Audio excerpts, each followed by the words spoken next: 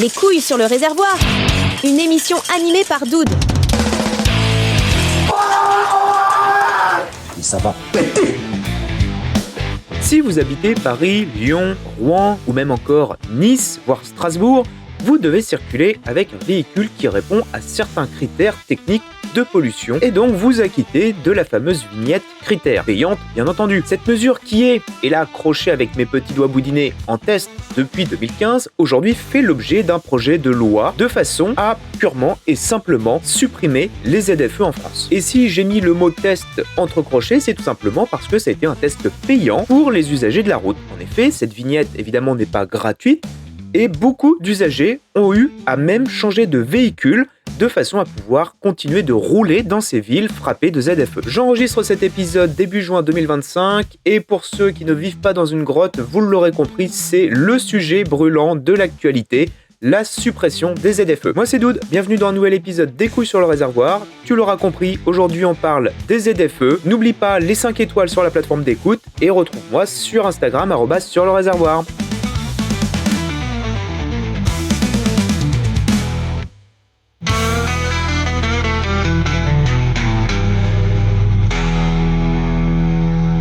J'ai écrit cet épisode depuis quelques mois déjà. Au moment où j'enregistre, aujourd'hui, nous sommes début juin 2025. Et si j'ai mis autant de temps, c'est tout simplement parce que la suppression des ZFE avait été envisagée par le gouvernement. Le problème, c'est que l'on est en France et à partir du moment où on veut faire évoluer ou bouger les choses, eh bien, ce sont des processus qui sont très longs, très coûteux et surtout qui nécessitent tout un tas d'étapes de vote et de validation. Alors, comme je vous l'ai dit, nous sommes début juin 2025 et là, un premier vote visant la suppression des ZFE a été adopté par les députés au gouvernement. On va y revenir un petit peu plus tard dans cet épisode et voir en quoi ce vote finalement n'est pas du tout quelque chose d'acté pour la suppression des ZFE. Et comme on n'a pas non plus la suite des événements puisque ça va prendre plusieurs mois, je vais tout simplement vous exprimer ici mon guess sur la suite des événements. Et spoiler alerte, je ne pense pas que ce soit si réjouissant que ça. Avant toute chose, une ZFE c'est quoi ? Puisque effectivement, comme on l'a vu en intro, ça ne vise pas la France entière, ça ne cible que quelques villes qui ont des pics de pollution assez réguliers pour être concernées. Donc finalement, dans les faits, ça ne concerne pas tous les Français. De façon simplifiée, on prend les véhicules roulants, motos, voitures, camions, bref, tout ce qui fait de la pollution sur route et on vient les classer avec des numéros critères. Alors, c'est un merveilleux jeu de mots administratif, comme on a l'habitude de voir en France. Critères, c'est CRIT''AIR. On a quand même le sens du marketing au gouvernement. Pour ce classement, eh bien, on a un pur génie payé avec les impôts des Français qui a tout simplement décidé que la pollution se ferait par année de fabrication. Plus votre véhicule est récent, moins il pollue. Plus il est vieux, plus il pollue. Bien évidemment, ça ne prend pas du tout en compte des possibles conversions au bioéthanol, par exemple. Et juste petit exemple comme ça, vous prenez une voiture essence des années 2000, convertie au bioéthanol, ça polluera beaucoup moins qu'une voiture des années 2020. Voilà. Mais ça, apparemment, non. On prend l'année de fabrication parce que c'est comme ça. Et l'année de fabrication de votre véhicule vous donnera un numéro de critère qui, lui, vous autorisera ou non à rouler dans la ville concernée. Si vous avez bien écouté mon intro, je vous ai dit que ça datait de 2015. Mais ceux qui vivent en ville, notamment dans les villes concernées, savent très bien qu'en 2015, il n'y avait absolument rien. Pourquoi ? Tout simplement parce que les ZFE, le principe de la ZFE a été introduit dans la loi relative à la transition énergétique pour la croissance verte. Et c'était précisément le 17 août 2015. Mais ce n'a été qu'à partir de 2019-2021, on va se prendre exprès un peu de marge, qu'elle n'a été rendue obligatoire dans les villes de plus de 150 000 habitants. Et pour avoir vécu dans une de ces villes, je l'ai donc vécu de près par moi-même et je peux vous garantir que sa mise en place ne s'est pas faite sans problème. Et c'est aussi ce que l'on va voir ensemble.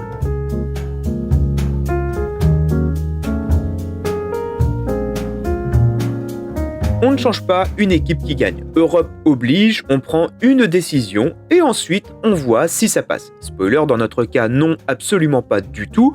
Mais alors pourquoi les ZFE sont très vite devenus un problème pour les conducteurs ainsi que pour le législateur. Problème numéro 1, comme on l'a vu, la loi vient classer les véhicules par année, partant du principe erroné que plus le véhicule est vieux, plus il pollue, ce qui est évidemment complètement stupide. À titre d'exemple, comme je vous l'ai dit, j'ai habité dans une ZFE et je roulais avec une Cox, donc une coccinelle de 1970, convertie au bioéthanol, ce qui polluait nettement moins que par exemple le dernier des diesels. Eh bien, la loi m'interdisait clairement de rouler avec. Alors, je mens puisque j'étais en possession d'une carte grise collection et tous les véhicules collection sont exempts de ZFE. Ça a été même une des premières mesures puisqu'on s'est très vite aperçu que ça allait pas passer. Alors, certes, on pourrait dire, oui, mais dude, ton cas reste quand même très isolé, c'est ultra minoritaire, la plupart du temps, ça va être des gens qui roulent avec des vieilles Twingo, des 205 ou je ne sais quoi. Oui, mais déjà, on peut dire qu'au lieu de mettre 35 000 € dans un véhicule électrique neuf pour rouler dans une ZFE, c'est quand même préférable d'avoir à dépenser peut-être uniquement 500 voire 700 € dans un kit de conversion bioéthanol pour sa vieille voiture essence qui finalement ne polluera pas plus, voire beaucoup moins que le dernier Euro 5+. Mais comme d'habitude, et ça c'est symptomatique des gouvernements, pas qu'en France, je vous rassure, c'est partout pareil, on préfère interdire l'utilisation de quelque chose, ce qui est beaucoup plus rapide à légiférer, plutôt que d'essayer de nuancer avec une adaptation possible et faire de la pédagogie derrière sur les différents moyens possibles. Autre problème que le gouvernement n'a pas vu venir, dans la précipitation générale, c'est tout simplement que dans le flot de circulation des grandes villes, il y a certes les habitants, mais il y a également des professionnels qui, eux, doivent intervenir depuis les campagnes, là où souvent ils sont installés, vers l'intérieur de ces grandes villes. Et là, on parle d'artisans, de livreurs, bref, toutes ces personnes qui font des allers-retours toute la journée. Et je pense que l'on n'est pas beaucoup à avoir croisé un plombier ou voire un menuisier en Tesla. Et malheureusement, eux ont été les premières victimes de cette loi. Et là, vous commencez à avoir un petit peu la douille arriver avec les ZFE, parce que ce n'est que le début. Effectivement, comme je vous l'ai dit, sur la route dans les grandes villes, on retrouve notamment les habitants. Et là, je vais prendre mon exemple personnel qui, à mon avis, représente quasiment tous les cas des personnes qui sont emmerdées par les ZFE dans les grandes villes. À l'époque, j'étais encore avec mon ex-conjointe et elle avait une Golf 6 de 2007, diesel bien entendu. En mettant de côté le Dieselgate de chez Volkswagen, c'est une voiture qui, niveau pollution, n'était pas pire que ça. Sauf que, problème, on ne pouvait pas garder cette voiture plus longtemps puisque 2-3 ans plus tard, elle allait être interdite tout simplement à cause de son critère trop bas. Par chance, la voiture a été terminée de payer, ce qui fait que dans la foulée, elle a été revendue de façon à acheter un véhicule hybride beaucoup plus récent. Bien entendu, dans ce cas, ça s'est bien passé puisque ma conjointe pouvait se le permettre suite à tous ses efforts de vie, mais malheureusement, ce n'est pas le cas de tous les Français car aujourd'hui encore, un tiers des Français sont à découvert le 15 du mois. Dans ces conditions, comment voulez-vous que eux puissent se permettre de changer de voiture comme ça à la volée? Mais de toute façon, comme disait notre ancienne ministre de l'économie, Agnès Pannier-Runacher, les pauvres, comme ils sont pauvres et donc par définition n'ont pas d'argent, ils n'ont pas de voiture. Voilà, effectivement, vu sous cet angle, ça simplifie quand même vachement les choses d'un point de vue législatif. Malheureusement, la réalité n'est absolument pas du tout comme le pensait notre cher ex-ministre de l'écologie, puisque les personnes qui ont le moins d'argent sont celles qui ont effectivement des voitures, mais qui ont des voitures anciennes et surtout pas ou peu entretenues. Et ce sont malheureusement toutes ces voitures qui seront interdites au sein des ZFE, mais le problème c'est que ces personnes-là, on va pas les interdire non plus de travailler, on va pas les relocaliser en dehors des ZFE, et on peut pas non plus leur donner de véhicules électriques, parce qu'elles n'ont pas l'argent ni même les moyens de faire ne serait-ce qu'un emprunt pour mettre 30 000 € dans un véhicule électrique ou moins polluant. Je suis même surpris qu'un de nos ministres, un de nos nouveaux ministres par exemple de l'écologie, ne leur ait pas demandé tout simplement de revendre leurs vieilles poubelles pour acheter des trottinettes électriques. Ou pourquoi pas relancer les Vélib. Mais alors, là, on a vu en quelques exemples que finalement, ces ZFE sont une aberration, une absurdité pour les usagers de la route, pour les conducteurs que nous sommes dans les centres-villes. Mais dans ce cas, pourquoi les maintenir ?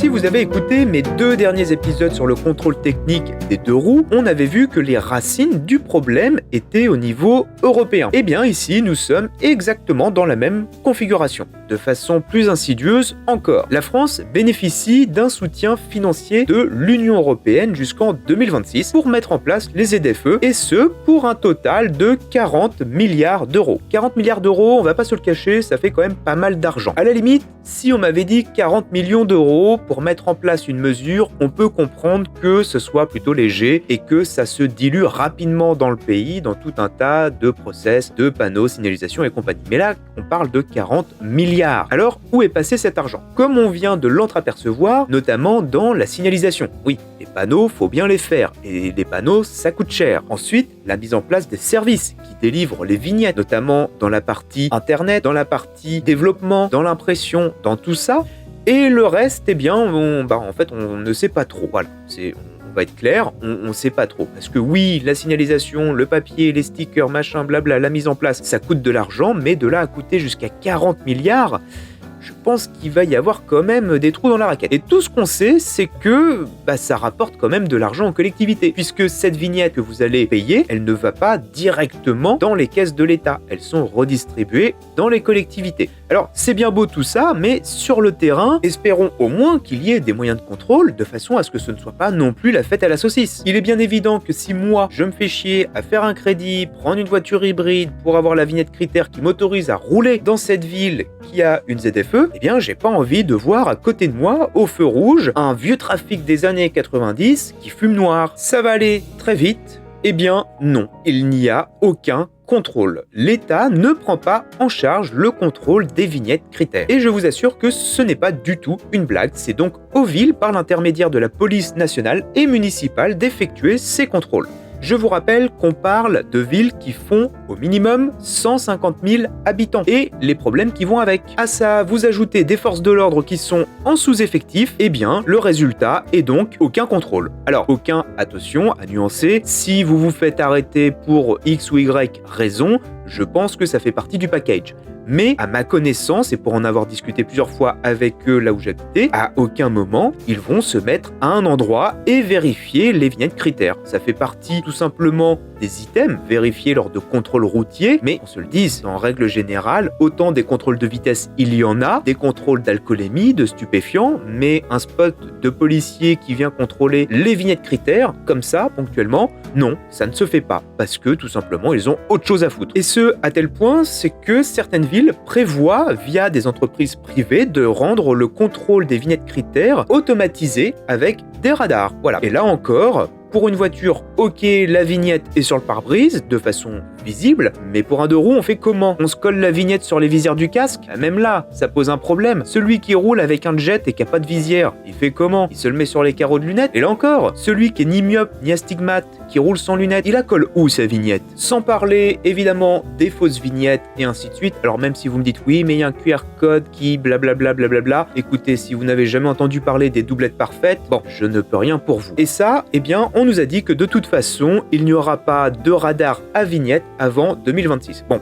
aujourd'hui, on voit que, on va pas se le cacher, pour l'instant, les radars à vignette n'ont pas vraiment de situation d'avenir et ça fera juste un truc morné, comme les portiques à l'époque avec Ségolène Royal. Sans transition, ça me permet maintenant de vous parler d'un nouveau mouvement qui a émergé justement suite à ça, suite à tous ces problèmes que l'on a vus. Je vous ne parle pas ni du retour de la tectonique ou des gilets jaunes, mais tout simplement des gueux. Alors, quand je dis des gueux, c'est D-E-S, plus loin, les gueux comme Jacouille la fripouille. Voilà, c'est pas des gueux en un seul mot.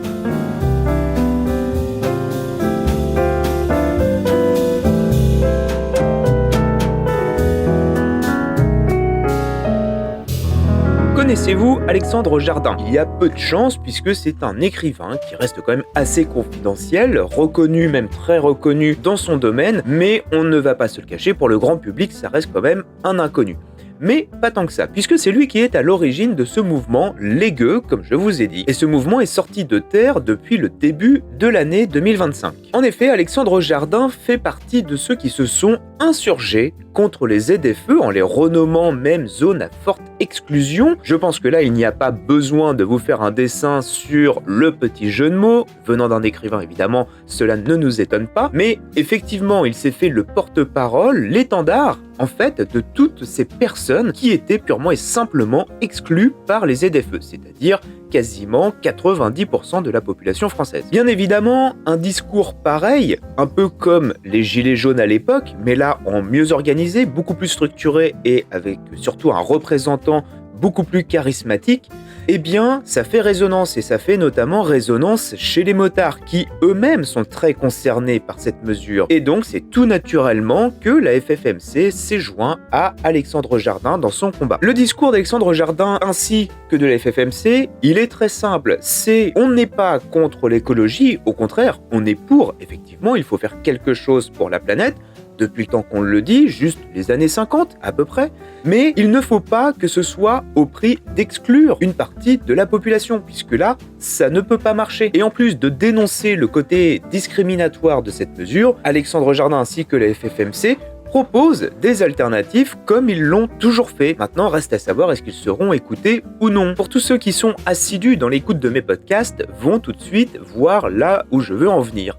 Effectivement, que ce soit Alexandre Jardin ou la FFMC, leur but est de faire du lobbying de façon à purement et simplement supprimer les ZFE en France. Alors, on va le voir un petit peu plus tard, mais le gouvernement marchant sur des œufs avec le peuple ainsi que l'opinion publique n'a pas dit non, mais il n'a pas dit oui. Il a dit effectivement, on va peut-être supprimer les ZFE, mais on va les garder, comme je vous ai dit un petit peu plus tôt, pour Lyon et Paris, qui sont vraiment des villes très polluées. Sauf que voilà, Alexandre Jardin, la FFMC ainsi que l'opinion publique dit non, soit vous supprimez, soit vous laissez, mais c'est pas, on va faire une sorte de petit mix arrangé de tout, sachant qu'à chaque fois c'est ce qu'on nous propose. Donc là, ça sera non. Mais pour pouvoir supprimer purement et simplement les ZFE en France, il faut un levier, et ce levier s'appelle l'opinion publique. C'est donc ce que sont en train de faire la FFMC et Alexandre Jardin, à grand renfort d'apparition dans les médias, dans les chaînes YouTube, dans les journaux, bref, vous avez compris le principe, je ne vous la refais pas, on commence à savoir comment ça fonctionne, et le but c'est, en se mettant l'opinion publique de son côté, eh bien c'est soit vous êtes avec moi, soit vous êtes contre moi, ce qui fait que à partir du moment où l'opinion publique est pour la suppression de la ZFE, sachant que je vous le répète, ça ne concerne pas la France entière, ce n'est qu'une minorité. Mais voilà, quand on me remet sur le tapis des sujets tels que l'exclusion, la discrimination, le pouvoir d'achat, puis ainsi de suite, à partir du moment où on vient jouer sur les sentiments, notamment ceux qui sont les plus réactifs, eh bien, même si on n'est pas concerné, ça fait pas réagir. Et ça, Alexandre Jardin ainsi que la FFMC, eh bien, ils le savent, ils le maîtrisent, ils en jouent, et c'est pas plus mal, parce que dans notre cas, c'est ce qui se passe. C'est-à-dire que l'opinion publique se soulève contre une mesure qui juge inégale, pourtant l'opinion publique n'est pas concernée, en tout cas à majorité, par cette mesure, mais ça ne l'empêche pas tout simplement d'avoir son avis et son point de vue sur le débat, et donc de peser dans la balance. À tel point que ce texte, pour être adopté, doit franchir plusieurs étapes. Alors, je vous rappelle, ce n'est pas un texte qui concerne la suppression de la ZFE, c'est un projet de loi sur la simplification. Petit rappel, ce projet de loi de la simplification de la vie économique, c'est son nom entier, vise tout simplement à, comme son nom l'indique, simplifier l'administration française. Bon, je ne donnerai pas mon avis là-dessus, mais je pense qu'on a à peu près tous le même. Et en fait, si on regarde ce projet de loi de la simplification de la vie économique, de base, la ZFE n'en fait pas partie. Voilà, c'est ce qu'on appelle un cavalier législatif, c'est-à-dire qu'on a profité de ce texte, de ce projet de loi, pour y intégrer la suppression des ZFE. Et donc, notre suppression des ZFE, comme je vous l'ai dit, doit franchir plusieurs étapes, étant donné que, voilà, c'était pas prévu dans le package, et ça se retrouve mélangé à tout le reste. Et donc, ça doit passer par le Sénat, les députés, et maintenant, ça doit aller au Conseil constitutionnel. Bon, et même suite à ça, ça peut être retoqué, évidemment, par les plus hautes instances, puisqu'aujourd'hui, la séparation des pouvoirs, voilà, ça, visiblement, ça restera une utopie. Mais ce qu'il s'est passé, c'est que dans un premier temps, les sénateurs ont validé ce projet de loi, avec la suppression des ZFE. Dans un deuxième temps, il y a même quelques jours, ce sont les députés qui, eux, ont, à la grande surprise générale, puisque tout le monde disait que non, les députés allaient à majorité voter contre, puisque c'était la consigne du chef d'État pour le gouvernement, c'est pour ça que je vous dis, séparation des pouvoirs, on repassera, mais eh bien non, pas du tout. les députés ont voté pour la suppression de la ZFE, donc plus le package complet. Et donc, on est déjà à 2 étapes sur 3. Maintenant, la 3e étape, ça va être le Conseil constitutionnel. Sachant que la personne qui préside le Conseil constitutionnel a été nommée par Emmanuel Macron, actuel président de la République française, qui s'oppose justement à la suppression des ZFE ainsi que tout un tas de choses portées par ce projet de loi. Et ben voilà, ça repose encore question, comme je vous dis, de la séparation des pouvoirs, plus ou moins loin.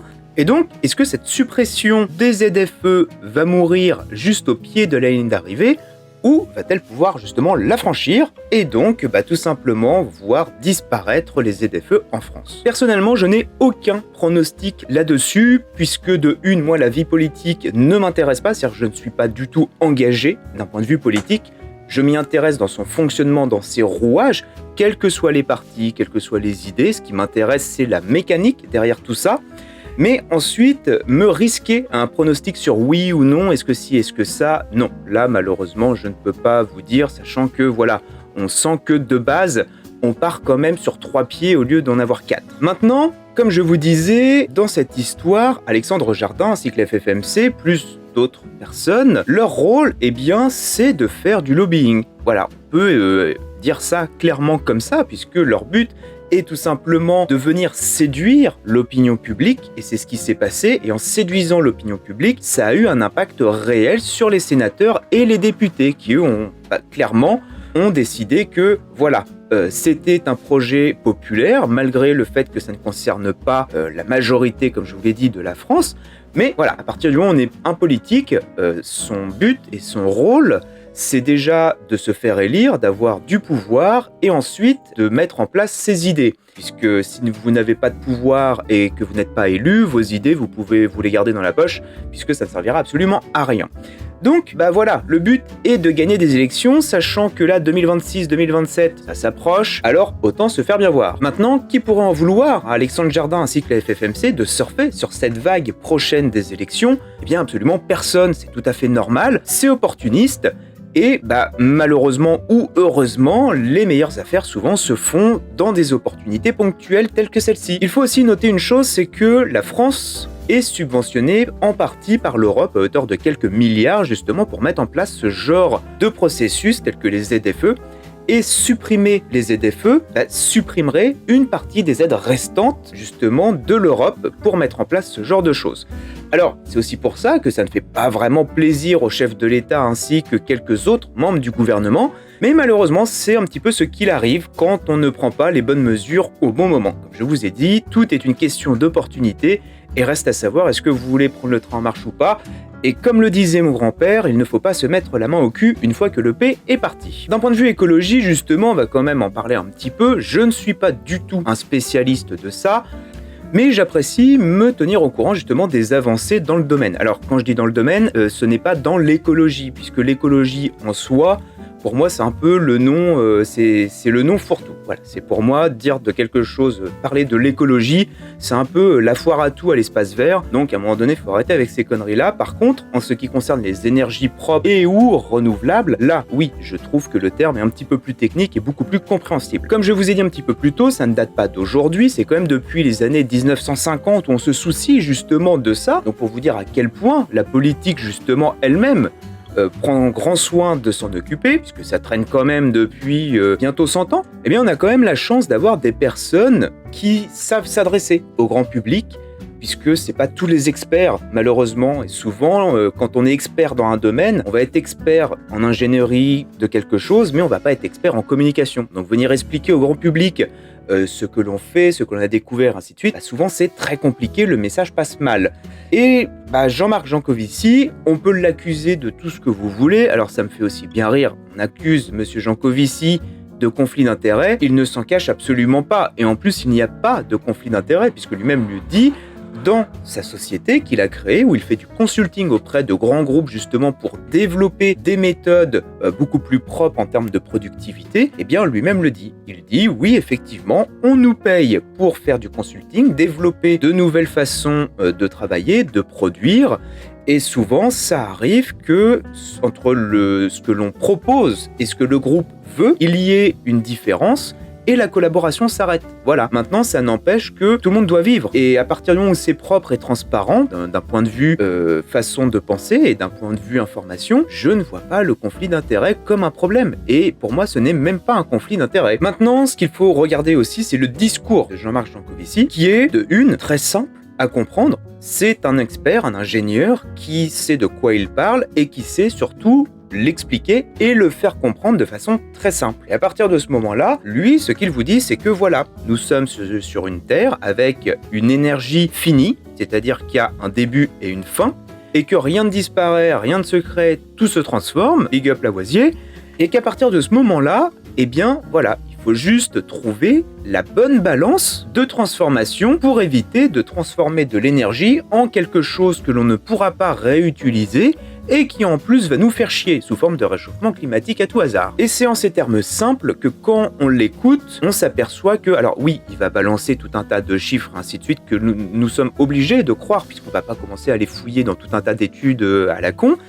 Mais voilà, à un moment donné, juste sur la base du discours, voilà, il suffit pas de sortir de Sciences Po, un niveau lycée, collège suffit largement à comprendre. Et ça suffit aussi à comprendre que les ZFE, donc cette politique de sanction, n'a aucun sens. Que c'est pas en sanctionnant les gens dans leur comportement que ça viendra régler en partie les problèmes de pollution. Et c'est ce que lui-même dit. Alors, il y va avec quand même un peu plus de pincettes parce qu'il ne veut pas avoir d'étiquette ou d'attachement politique. Mais il dit clairement qu'il a fait du consulting auprès des politiques, notamment sur les dernières élections présidentielles, que lui-même profite souvent des vagues d'élections pour pouvoir justement y mettre ses idées dedans et essayer de faire avancer les choses, mais que, voilà, après on se retrouve avec des cas comme Nicolas Hulot qui pense, en étant nommés, qu'ils vont pouvoir, en tout cas, révolutionner un peu les choses. Et finalement, au bout de 6 mois, c'est une démission avec perte et fracas, malheureusement, la politique. Maintenant, quelles conclusions pouvons-nous donner à tout ça ? En effet, on voit que finalement, derrière cette suppression, voire même derrière les ZFE, il se cache en fait beaucoup plus de choses que prévu. À partir du moment où on commence à creuser un petit peu, on part dans des subventions européennes, on part dans des problèmes de lobbying, on parle dans des problèmes de taxation indirecte, d'exclusion, de discrimination, de tout ce que vous voulez bien. Bref, comme d'habitude, c'est un rabbit hole. Mais il existe des solutions. Alors, justement, j'ai une conclusion sur tout ça. Et cette conclusion, je pense, va probablement vous surprendre, et même beaucoup.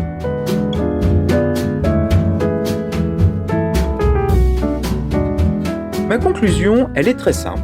Et en plus, elle fait un lien direct avec le prochain épisode, qui devait sortir à la place de celui-ci, et vous comprendrez très bien pourquoi cette conclusion en écoutant le prochain épisode. Si vous voyez un petit peu la manœuvre, on s'aperçoit que le comportement du gouvernement envers les usagers de la route, que ce soit les motos, que ce soit les voitures, les trottinettes, les skateboards, ce que vous voulez bien, tout ce qui roule sur une route, est complètement déconnecté de la réalité. Comme d'habitude, on va juste faire 2-3 consultations, commander 2 ou 3 rapports qui, espérons-le, aillent dans le sens de la décision future à prendre, notamment une décision qui sera de sanctionner un comportement. Et une fois la loi passée, on fera un appel d'offres avec justement 1 ou 2 petits conflits d'intérêts, histoire de mettre en place un contrôle automatisé. Les ZFE, c'était ça. Les portiques avec Ségolène Royal, c'était ça. Quand on soulève le tapis pour voir la gueule de la poussière, eh bien, on s'aperçoit en fait que ces lois, ainsi que leur lot de sanctions pour les usagers de la route,